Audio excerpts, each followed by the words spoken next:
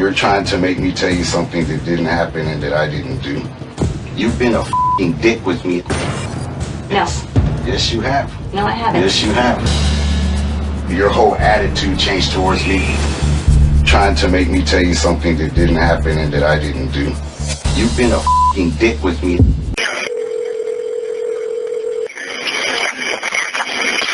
Hello? Oh, hi, this is the 911 center. You called me. I've got any help now? Yes, hang on. I've got police, an ambulance, first responders headed to Emmenberg and Cooley. I need you to tell me what happened. Slow down. Did the car need help? Okay. And so your wife is injured? Yes. Okay. Yes. And there was in a car accident? Yes, a pipe or something came through a windshield. A pipe did. Pipe? Okay.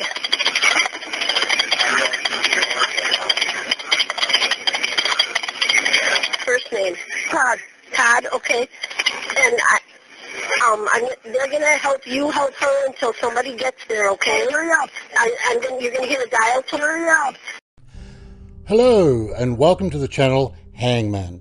This channel and the series that we make is for a specific audience. So if you're easily offended, then please, piss off.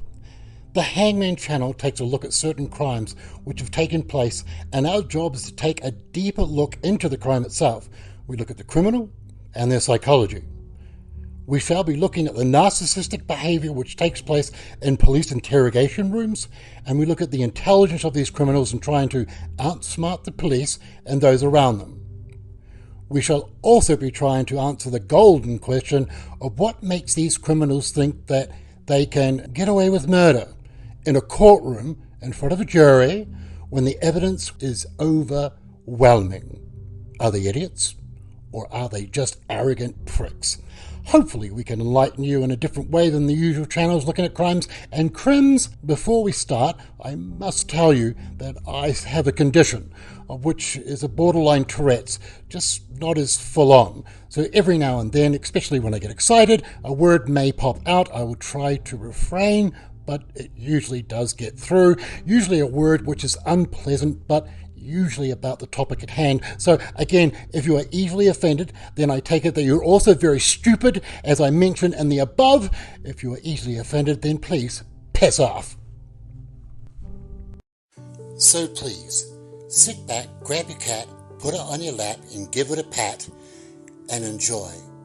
Hangman, Episode 1, Ralph Shortey, the Pervert. Episode 1 is an ideal video to use in showing a narcissistic pedophile pervert. Ralph the Pervert is a pedo, and if you're unsure what a pedo is, you should not be watching this video. You should instead have a nice warm cup of milk, grab your teddy bear, and get back to bed.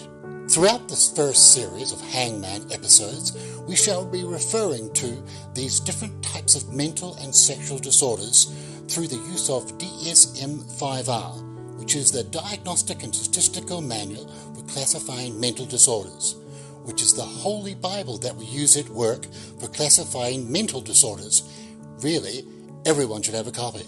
In fact, the next time you're at your doctor, ask them to take a look. You see, they have a copy. In fact, every time you leave your doctor's office, they pick up that copy and read it, because they'll try and find out or figure out what kind of a nutbag you are. So what's a pedo? What is Ralph the Pervert? Well, pedophilia is classed as a paraphilic disorder. Most of the sexual disorders are classed under paraphilic, such as exhibitionism, eroticism, sexual sadism, voyeurism, and so forth. The pedophilia disorder is for one to have a sexual desire for prepubescent children. Oh, fun fact, to be legally classed as a pedo, you have to be 16 years of age or older. Of course, you can be a rapist or a murderer or a serial killer when you're 8, but you can't be a Jimmy. You know, at one stage, the DSM manual placed pedophilia as a sexual orientation, aligning it with transsexualism, which is disgusting.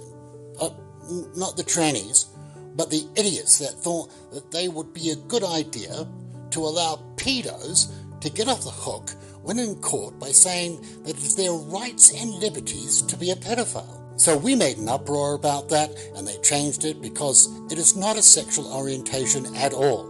It is a perversion. Hence why we can call Ralph a pervert. Fun fact, there are two types of pedophiles.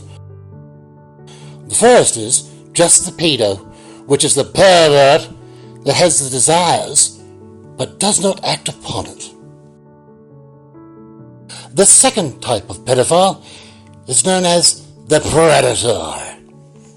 Sort of like, but more like, Ralph the pervert.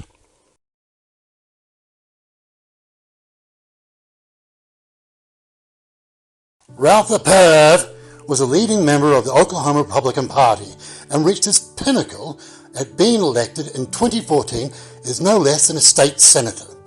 But dig this, Ralph the perv stood for family values and against anything that was indifferent to the sexuality other than that of the Christian way of belief, focused upon the story of Adam and Eve. So absolutely no homosexuality allowed. No trannies, no nothing. Fun fact, Ralph the perv and his buddies from the Republican Party passed bills of which allowed businesses to openly discriminate against homosexuals and LGBT community. Fun fact, Ralph is a real prick. So with that in mind, let's look at the events of where it all went terribly wrong for Ralph the perv. On a rainy night in March 2017, Ralph the perv thought it would be a great idea to call up a 17-year-old male prostitute and have a hookup in a motel room where Ralph could sniff his bum.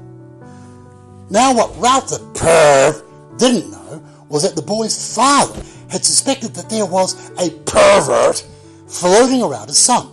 So he called the police and they tracked the boy down to the motel room where Ralph the pervert was sniffing and sniffing. Now that the scene has been set, we are now treated to be able to be there, actually be there, when the oh shit moment happens to Ralph the perv. That moment in time where your life changes, that moment in your life when you are changed forever. Either you come out of it stronger or you are crushed by its infinite gravity. Ralph the pervert is definitely the latter. Ladies and gentlemen, and our loyal patrons, without further ado, this is Ralph the perv oh shit moment. The people inside say they need to get dressed first. What we are worried about is you having a juvenile in there. After several minutes, they open the door. Come out. I'm right here. Come out before you get me worried. Ladies and gentlemen, may I introduce to you Ralph the pervert. In our coming episodes, we shall be seeing a few of these oh shit moments through our Patreon channel, coming from many different types of pervs, and some of these perverts have been brought to light by our Jedi Master, our Lord and Saviour, the brilliant and always charismatic Chris Hansen, and his trusty lightsaber. Now let's get back to Ralph the perv and the excellent advice about to be given to him by the officer at the scene, who has absolutely no idea that the fat, sweaty pervert sitting within arm's reach is a United States Senator. Off what? Shortey. You got an ID, Shorty? Shorty doesn't sound like a last name to me. It's my last name. Shorty is? Yeah. I have the cartoon. And then you growed like 10 feet? It kind of doesn't work, does it? I'm sorry, guys. It kind of freaked me out a little bit. Yeah, that's what we do. He's 17. Okay. What do you mean, okay? I didn't know you. Okay. But you got a 17-year-old hanging out with you. I mean, Dad's worried, and you understand that? yeah, I didn't know. Okay, you got ID on you? Is there any other drugs in here other than weed? No, there's nothing. Is there any guns in here? No, sir. Okay. Can you show me that he's only 17? No, I can't, but I can convince you that he is. Well, yeah, I can put you in handcuffs and throw you in the back of a car. We do that. Okay, let's see an ID real quick. We didn't just show up here. Thanks, sir. You can take a seat back on the bed.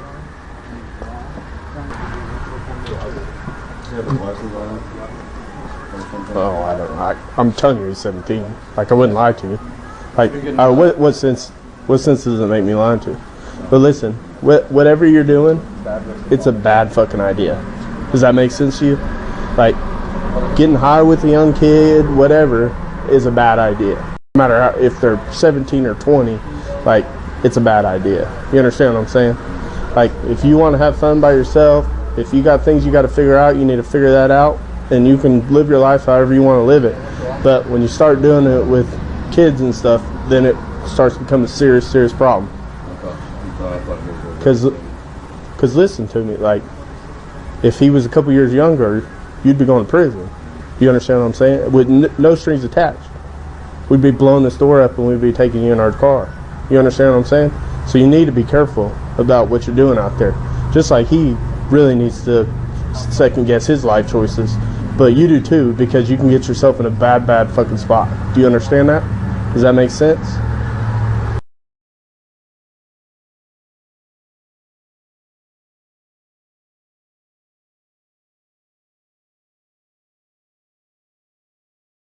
Psychology of a pervert who is one whom in their daily and business life holds power within the community will inevitably believe that there is a way out of the oh shit future that he has made for himself by coming up with a brilliant plan to convince the arresting detectives down at the police station when within his first interview.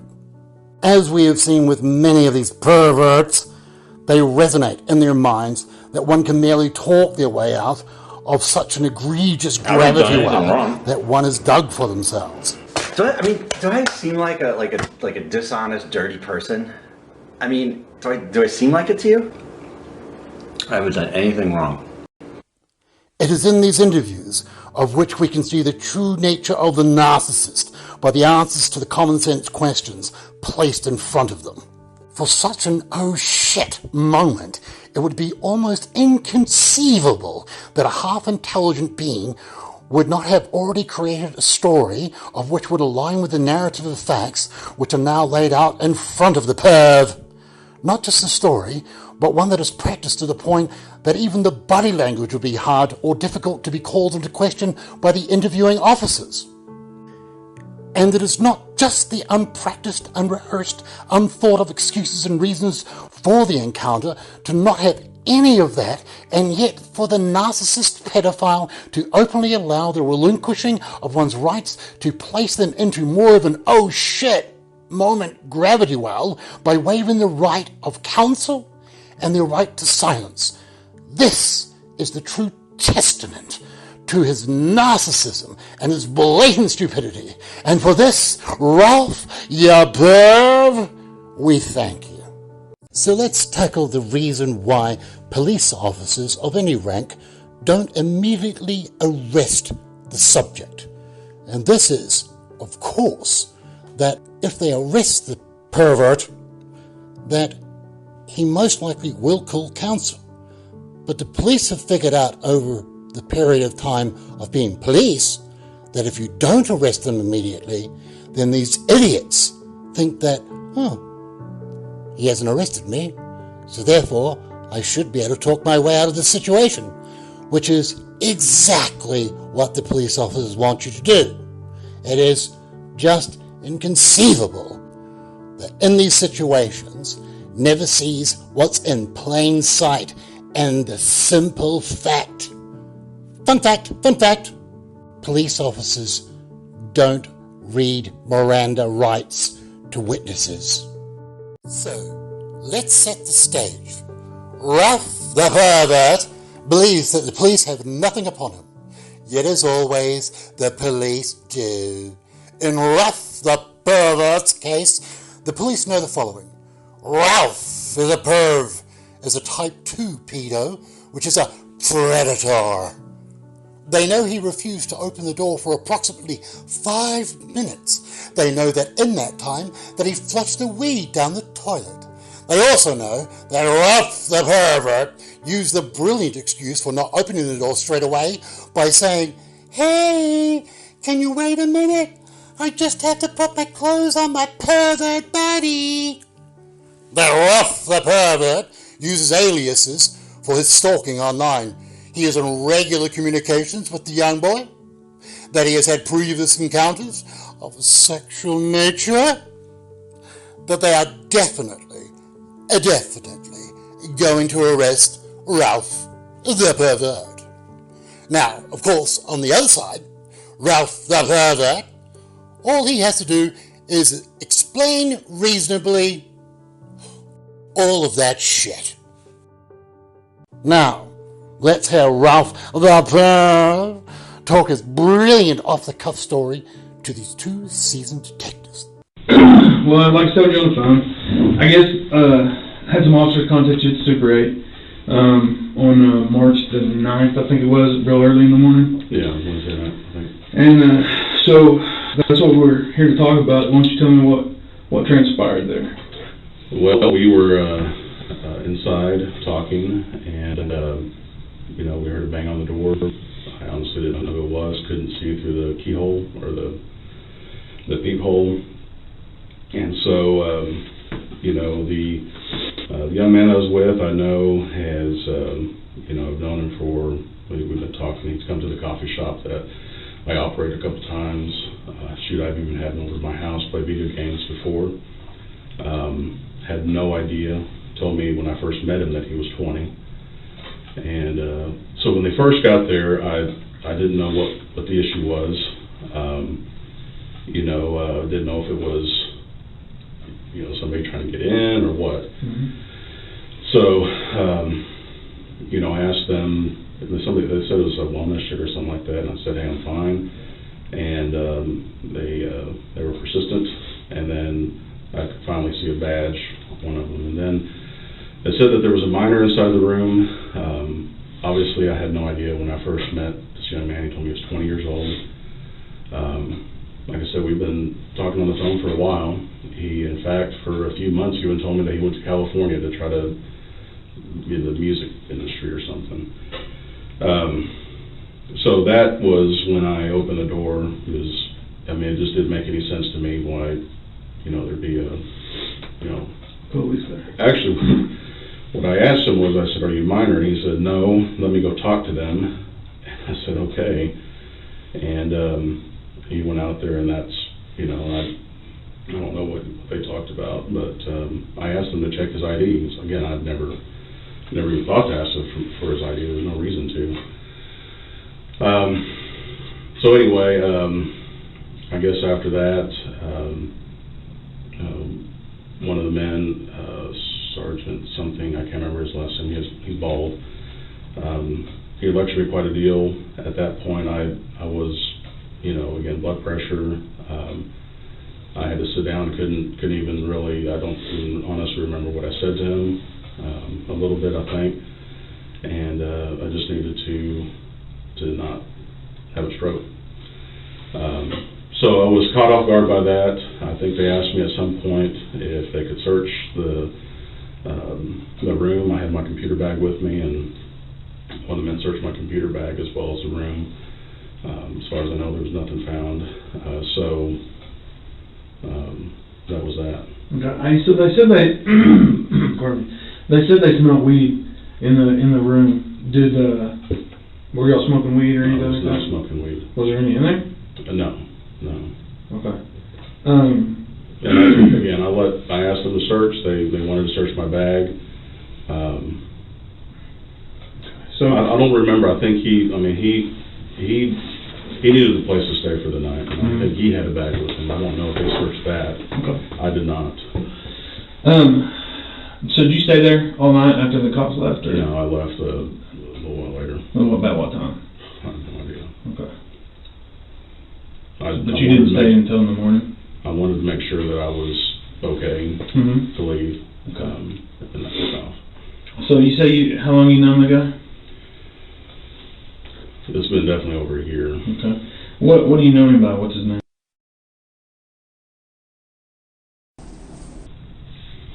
He's been over to my coffee shop a couple times. I know that he had been arrested for drug dealing in the past. I know that he had dropped out of high school.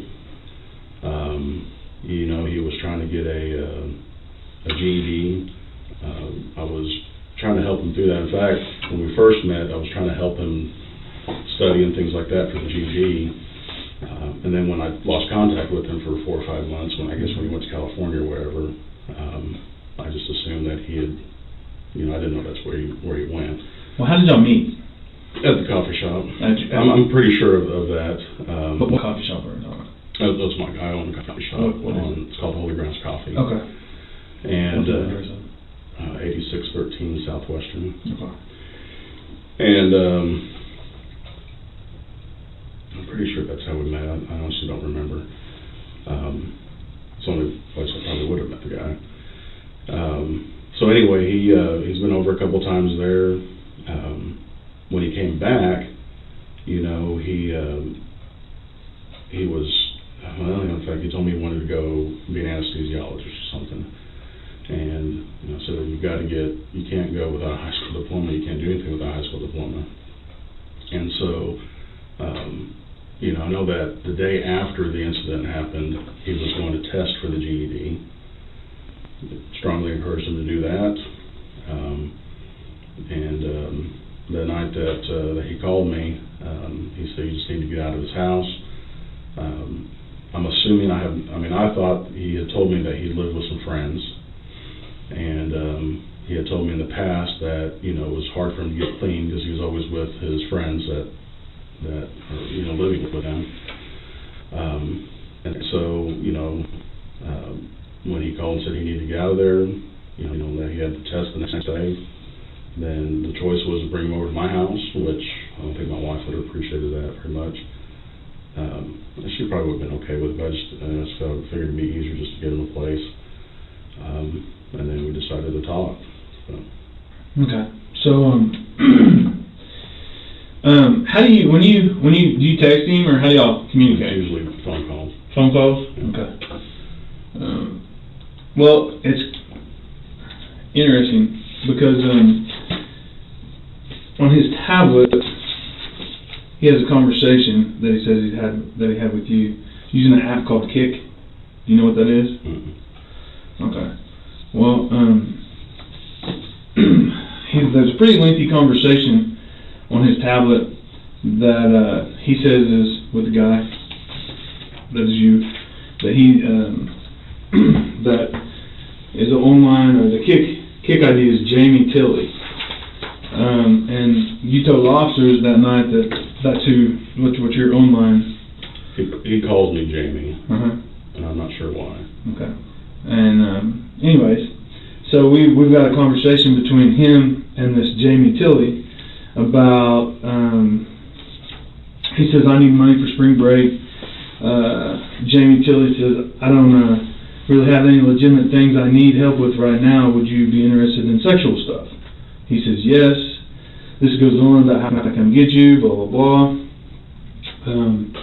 We go on. He says, he starts calling this guy Daddy. He says, "Hurry up, Daddy. I'm super horny. Hey, keep me updated because I want you bad, Daddy." The guy named Jamie Tilley says, I'm going to be like a good little boy if you keep calling me Daddy." This goes on and on and on and on. Well, then it gets to the end. It says, "Okay, I'll be down the street, a couple houses, in about 10 minutes or so." He says, "Okay, let me know so I have an idea." Then that person says, "I-35 about to exit at 4th Street." And then it says, "I'm here." Well, we've got a witness, pardon me, we've got a witness that sees him get in a white Grand Cherokee, and they follow that white Grand Cherokee to the hotel, first to 4th and Eastern at the gas station, and then to the Circle K. Yeah, This is the gas station. Yeah, at the gas station, and then to the Super 8 where the guy in the white Jeep Cherokee and him go in, check into a room, and then go back out and go into room 120. All right, and they sit there until the police show up, where she then calls his dad, and he intern calls the police, and the police show up there to 120, knock on the door, and then you come out.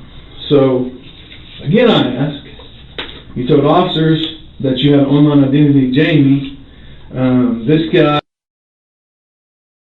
and he was talking to you. We got a witness picking him up at the same time that this message was sent saying I'm here. So I kind of got to say that Jamie Tilley's you. It's not me. It's not you. Okay. We communicated by phone. There was no sexual intention that night. Okay. You got anything more? So how did you meet? I want to say it was at our coffee shop. Okay. So, like, he just walks in, you guys strike up a conversation, become friends? Yeah, it's happened many times. Invite over to your house. Has your wife met him?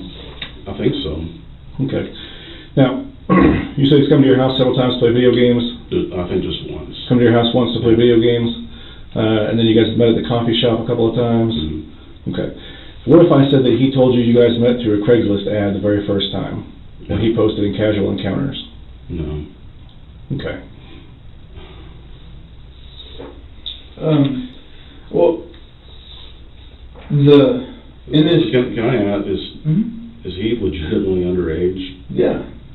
And he was the first time that you met him, and I said... 16. I asked him, I said, hey, does he know how old you were? And he said, yeah, he knows, because we had a discussion about it, and at first he was uncomfortable with it, but then he finally got over it. In this conversation, it says, she needs me to go to the store for her. My 3-year-old is sick. That's one of the things I've been dealing with tonight. We're not going to have enough time. Can we get together tomorrow, after 1? I'll get a hotel room or something if that would make it easier. It goes on talking about the coffee shop, my coffee shop. I'll be alone in about 10 minutes at my coffee shop. He says, can I help you with anything for spring break? Again, you said just customers, but I'll leave in here close to 8. Okay. I'll be your slave. That sounds nice. I mean, we go on and on and on. And how old is your youngest child? 5 months. Okay. So he's telling me that when he first met you through Craigslist, that he had posted an ad in Casual Encounters, and that he had a lot of responses for it, but that you said that you wanted him to mess around with your wife while you watched. He said that he showed up to do that, or you guys got together and started talking about that. He found out your wife was pregnant, and then said that it never happened because she was pregnant. So here's the deal, Ralph. You and I both know what the truth is, and the truth is not what you're telling us. We're not saying you're a bad guy. We're not saying you set out thinking that this is some 15-year-old kid you're going to go bang. We're not saying that. We're saying, hell, maybe you didn't know how old he was. I don't know. I think you probably did based on what he's telling me, but things are what they are. Tell us the truth. Get it out there. Let's get this over with, get this behind us so we can all move on. I'm telling you that. No, you're not. You're telling us part of what happened, but you're not telling us what's going on. You told the officers there that you had an online identity of Jamie. He's talking about, you talk about in these texts when this kick account, about your kids and your kid being sick and your coffee shop and that you got customers left and that you close at 8. I mean, it's clearly you. It's clearly and you. We've got a witness that put you there. When you say... I absolutely picked him up. When you say I'm here, the witness is waiting down the street because she thought it was jacked up. She thought it was jacked up that he wouldn't tell her where he was going or anything like that. So she sits down the street and waits. And then she sees him going to the Super 8 hotel with you, and then she gets scared and wondering what the heck's going on, so she calls the police, or calls his dad, and then who in turn calls us. So here's the deal. We're trying to give you an opportunity, all right, to help yourself out here, all right? We have a electronic, we have his device, these are just photos of it. We actually have downloaded the entire device now. So we have everything that y'all said that night, everything. The thing about it is that tablet, once you sent the message saying I'm here, that tablet was never on the internet again. So the kid conversation couldn't delete. So we have the entire conversation. But you can look at it. We have the entire conversation because it never hit the network again. This is a bad deal. This is this is prostitution with a minor, prostitution within 1,000 foot of a church, which are both felonies, and then transporting for the purposes of prostitution, which is a misdemeanor. I'm telling you, that's not me. It clearly is you. Ralph, that's a lie. You're lying to us right now. That's clearly you. No one else. With $6 coffee shop, I'm here and you're there. That's clearly you. I don't know who else he could have been talking to. Well, I agree with you. Nobody has a coffee agree. shop and has a kid, sick kid, and all this stuff. And showed up. It's you. And here's the deal. He says it's you that he's talking to. You show up with condoms. He shows up with lotion. I mean, that's not true at all. Yeah, there was condoms in your bag. The cop saw them. That's just absolutely not true. I did not show up there for any sexual thing. Well, then there's also weed that was in a green plastic container, marijuana that was in a green plastic container with labels from Colorado. That was in the room. Did you ever touch that bottle? No. So there's no way your fingerprints will be on it? No. Okay, because we have the bottle. I don't know what to tell He you. says, matter of fact, he says when the police knocked on the door that y'all were both smoking marijuana. He said that he brought a gram when you brought a gram, and you guys rolled a huge blunt, and that you guys were planning on messing around, it just hadn't got there yet. And that he was going to do you a favor by whatever it was you guys were going to do, and that you were going to do him a favor by kicking him some money for spring break.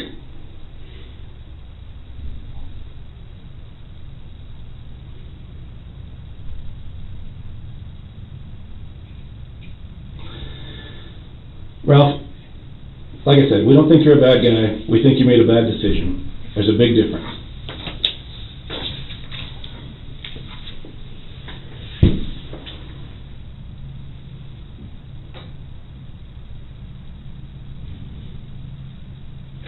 I just don't know why you would do that.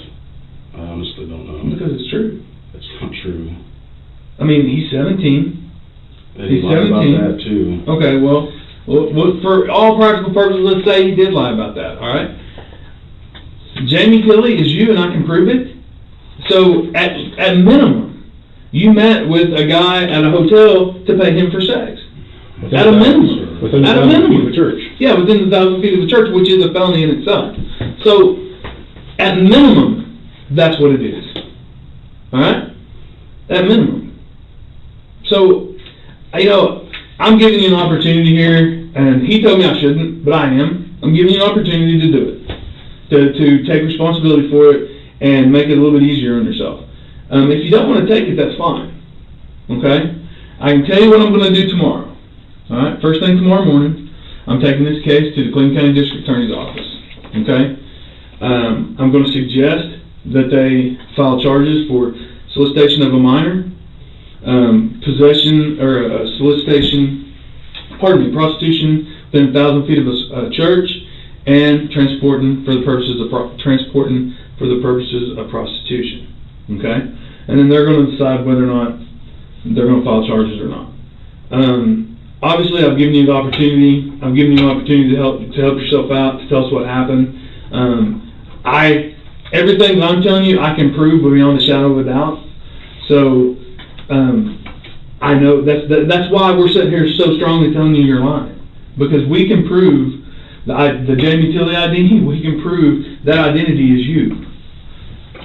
I mean, amazing things that we can do with electronics and stuff like that. That we can recover and stuff like that with warrants and everything. So I'm telling you right now, but beyond a shadow of a doubt, that's you. And if you want to move forward from this keep saying that's not you, then that's fine. But I don't want to be here not giving you an opportunity to set it straight and tell the truth. It doesn't sound like anything I say is going to help. Okay. I mean, the truth helps. And just so you know that you guys also exchanged dick pics at one point. And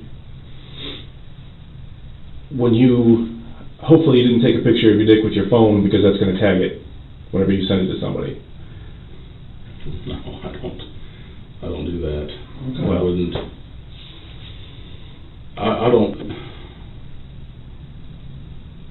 I don't understand why he would do this. I really don't. It's really his name. Yeah. Mm-hmm.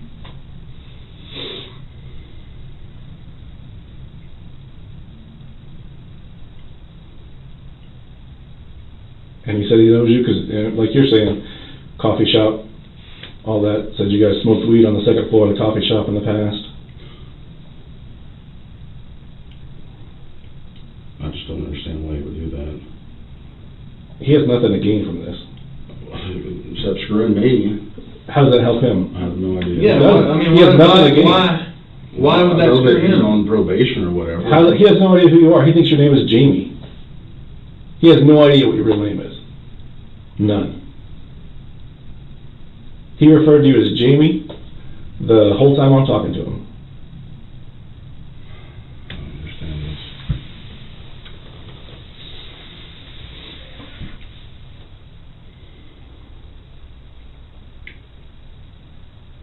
So it's not like he's going to get anything from any of this. It's not like he gains anything from this.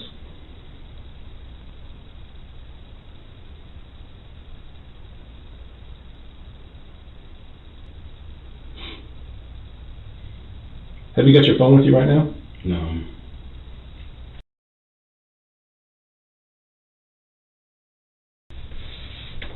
Where is it at? Honestly, I lost it. Lost your phone.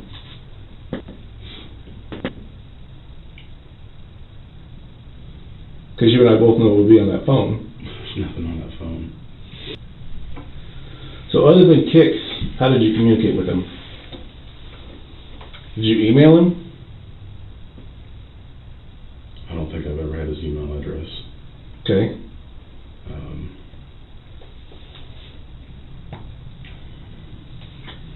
But mostly it was in person, I'll be honest. Okay. Anytime that we got together, it was, like I said, he came to the house once. We've only, met in person maybe 2 or 3 times. Prior to the evening that we're talking about, how much sexual stuff had you guys done together? Nothing. So that was going to be the first time? We weren't doing anything. I know, not when we got there you weren't, but that was the plan for that evening. No. Clearly it was. Sir, I'm telling you it wasn't. I don't have any legitimate work for you. Are you interested in sexual stuff? Would you be interested in any sexual stuff? He says yes. Then it gets worse on down through here. As far as talking about it. It says, at one point, I don't know, I may have said this earlier, I'm going to if you keep calling me daddy. He goes, yes, daddy, please. Did you ever have sex with him? No, never. Did you ever give him a hand job? No. Did he ever give you a hand job? I've never even seen him naked or even asked. So, this was going to be the first time that any of that had ever happened? No, sir. Well, you can't help with this stuff. You can definitely help with my stuff. That's another statement. I'm just going through here reading what you wrote. Because I can prove that you wrote it. That's you. So I'm just letting you know so you know what's coming down the pipe. So how did you, if that's not you, how did you contact him last night? Or that night? I think he called me. He doesn't have a phone. Sir, he called me. That's all I can say. I don't know. How did he know that you were outside? He called me, and I told him I was on my way. I told him I'd be there in a certain amount of time, and I got there. Did you use this phone that you've lost? I think it's the only phone I had.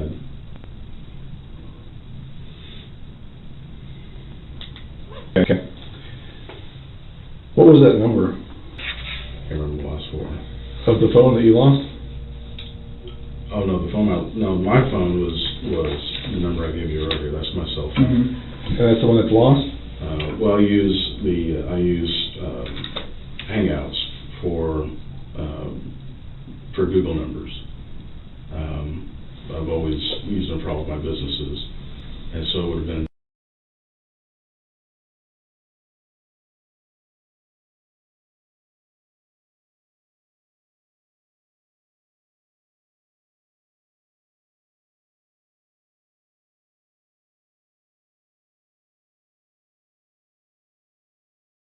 And you think that what you've told us today is going to make sense to a jury of your peers? All I can say is the truth, sir. And then you're not.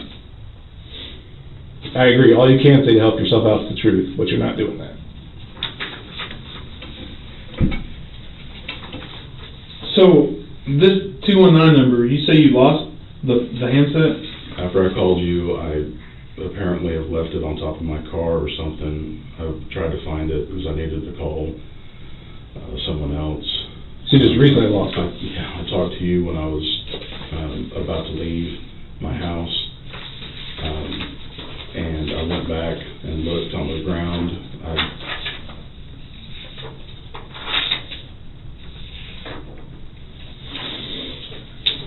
Anything else? Nope. That is it. We gave it a shot. Yep. Do you have any questions?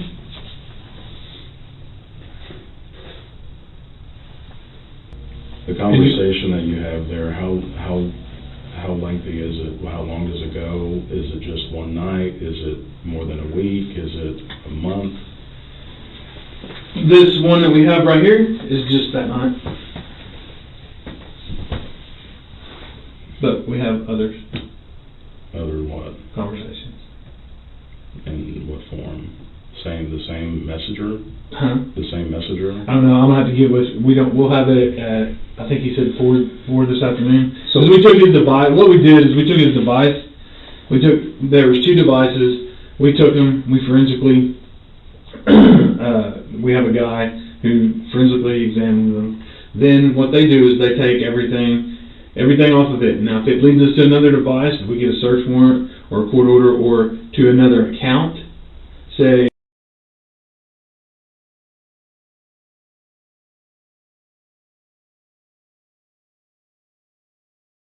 So we have more conversations. I just don't know what platform they're on. I'll know tonight because he'll be done with both tablets today. So. And so you don't know how long this conversation's been going on or anything right now? Correct. Yeah.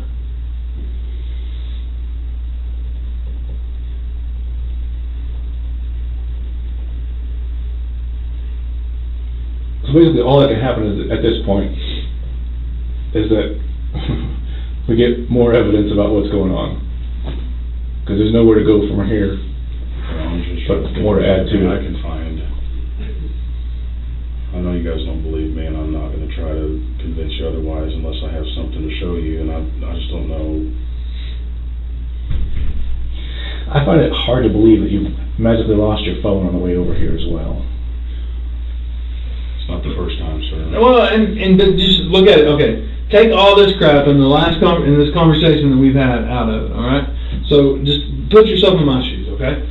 So you got a guy who gets caught in a room with a minor, or in a hotel room with a minor, and he comes in and talks to us, knowing that he's had a conversation with this minor on an electronic device. All right. Probably his phone, because of the way he was at the store, he was at the guy's store, he was in his car, so more than likely it was on his phone. So you're coming in blind, not knowing. Also extremely nervous. Well, I got you. I know, but put yourself in my shoes. You're coming in this blind, only knowing that we're going to want to talk to you about, the hotel room, and all of a sudden you come in and you don't have a phone. And I know you live with your phone. You have to. So that's just strange to us, Is your phone on you right now? No, it's not. Is it in your car? No. Can I look at your car? Sure. Okay. When did you drive up here now? Have you talked to him since that night? No. I honestly would have loved to have talked to his parents. I had no idea that he was still with his parents. I wouldn't have been with a minor.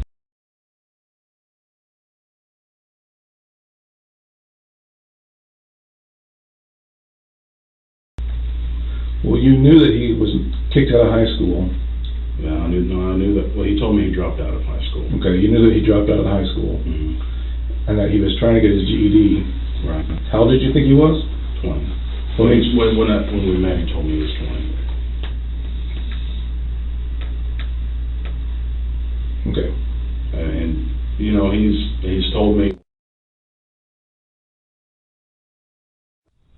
guys, this is why this is just so, I don't understand why he would do this, because that's all we've ever talked about, is just life and just trying to get him better, I guess.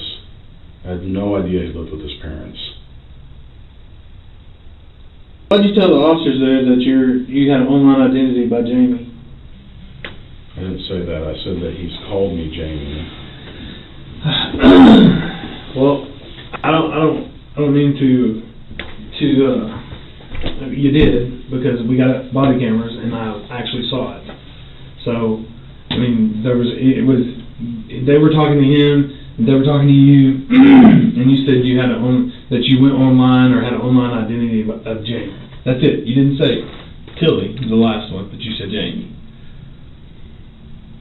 I don't remember that, sir. Okay. Man, you made a bad decision. That doesn't mean you're a bad person. It just means you made a bad decision. It's not the end of the world. And if I can't prove otherwise, that it is the end of the world. And I can't think of any other proof that I can show you. There's nothing, because there's no, I mean... There absolutely would be. What we have is the truth. If I had phone calls, or if I had... But you don't, because they don't exist. What we have is the truth. You know it. You know that's I never why would have thought to have to record a phone call or anything with a guy. I mean, It was recorded. That's what we've got pictures of. The conversation was recorded. I mean, that is so clearly you. You and I both know that's you. Anyone we show that to is going to know that's you. Well, that's the problem. It's not a problem. It's the truth. What I'm saying, the problem is that for some reason, you think that if you stick your head in the sand and ignore it, it's going to go away. It's not. Your best bet is to tell us the truth, tell us what happened, and then move on from this. Make this a bump in the road, not the road. I mean, it's that simple, really.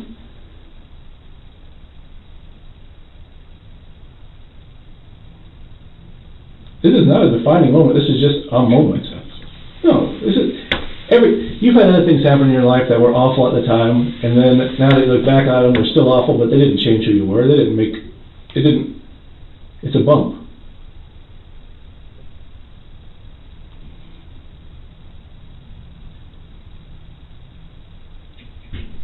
That's all it is.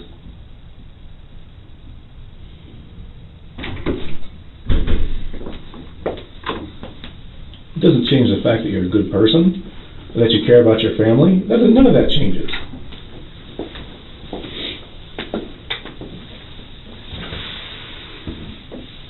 But the reason you're having trouble thinking of something to say is because you know there's nothing you can say. I'm having trouble thinking of something to say.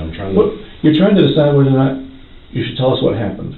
No, I've told you everything. Okay. And no phone on you, no phone in your car? No. Do you mind if I pat you down real quick?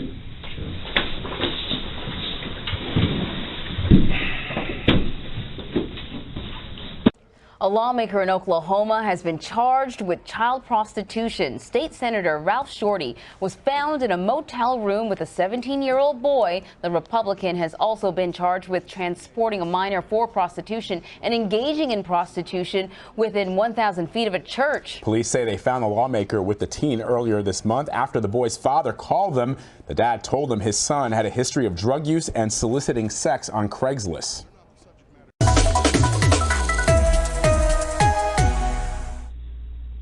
Yeah, Paul and Jess, good evening to you. And Senator Shortey used the word distraction as a reason he is stepping down from office. And you may remember this comes just days after the Oklahoma Senate voted to suspend him from office.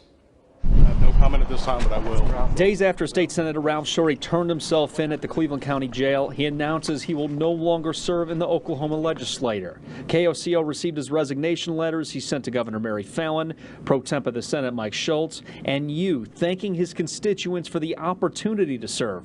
Shortey said, quote, "Because I take that responsibility seriously, I recognize that the charges against me are a distraction to their interests and the remaining legislative session, which serves all Oklahomans. My resignation is evidence of my respect for public service and the duties of our elected officials. I ask respect for the privacy of my family, my wife, and 4 daughters as I defend myself of these charges." When you start doing it with kids and stuff, then it starts to become a serious problem. But listen, whatever you're doing, it's a bad fucking idea. Does that make sense to you? Like, getting high with a young kid, whatever, is a bad idea. Because listen to me, like, if he was a couple years younger, you'd be going to prison. Thank you for joining us here at noon. I'm Ken Ogle. We're following breaking news. A former lawmaker sentenced to 15 years in prison. This morning, a judge sentenced Ralph Shortey to 15 years in prison plus 10 years of supervised release. He was facing life, though the state was asking for at least 25 years. In March of 2017, police caught Shortey in a hotel room with a then 17-year-old boy. The victim said the two had kissed and, quote, fooled around before police arrived. Prosecutors say Shortey offered money in exchange for sexual acts. And there he is, ladies and gentlemen, and patrons. There's our Ralph the Pervert. It is only for us to wonder the thought that does go through Ralph the Pervert's mind when balancing the decision to become a Type 2 pedophile. It is that the sexual deviant behavior corrupted his logical cortex when making that decision that has led to his oh shit moment. To be held in high esteem within his community of upper middle class socioeconomics, to hold the power of office, to have doors open for him and his family for the rest of their life, to live on Easy Street, his children being so proud of their father for being someone that is the embodiment of what others wish their father to be.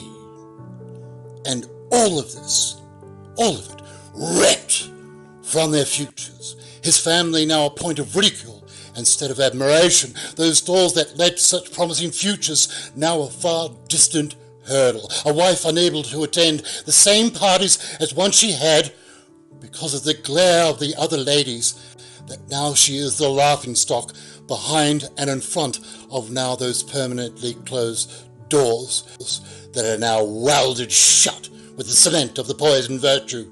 And all of it, all of those futures that were once so bright, taken from them by the selfishness of a narcissistic pedophile, that instead of being a Type 1 pedophile and seeking help for the dampen the thoughts of perversion, Ralph the Pervert made a conscious decision to destroy his life and the life of the people he has sworn to protect, because he would rather take the chance on perversion and become a predator, a Type 2 predator. Ralph the Pervert is classed as an absolute prick for seeding hatred of homosexuals and the LGBT community. And yet, he is a complete and utter piece of shit for creating a loving family to use as a mask for his own deviant perversions. And that, our Patreons, that deserves a place in the Joe Carroll army. And unfortunately, that also brings us to the end of episode 1 of the Hangman series. We do hope you liked it, and if we look forwards to in the future... Rangy, isn't it? Yeah, bro. Rangy. Rangy, what are you doing interrupting me at the end of the video? Oh, Brian said I could sign off because the first video, bro. What? Brian said that? He would. He did, bro. Why on earth would Brian do that? Because it's my computer, cuz. God. Okay. Rangy, sign off. Go ahead. Ruin us. Oh, bro. Don't be such a stink dude, bro. Why are you going to be like that for, cuz? Jeez. Just get on with it. Okay, bros. I'd like to thank you fellas for watching our video, bro. And hope to see you next time, bro. and maybe I'll get to do a whole video, bro. Like hell. Bro, chill out, bro. Man, you're too much, bro. You're too much, bro. Mention Patreon. Mention Patreon. Oh yeah. You fellows out there, if you got $1, bro, it's $8. Well, what's $1 gonna buy you, bro? I tell you fellas, an education, bro. Just go to our PayPal. Patreon, you fool. Chill out, bro. Fuck. You're way too much, bro. Fuck. Unreal, bro. You're unreal, bro. So yeah, please, do that, bro. Give us $1, and we can get some weed, bro. What the fuck?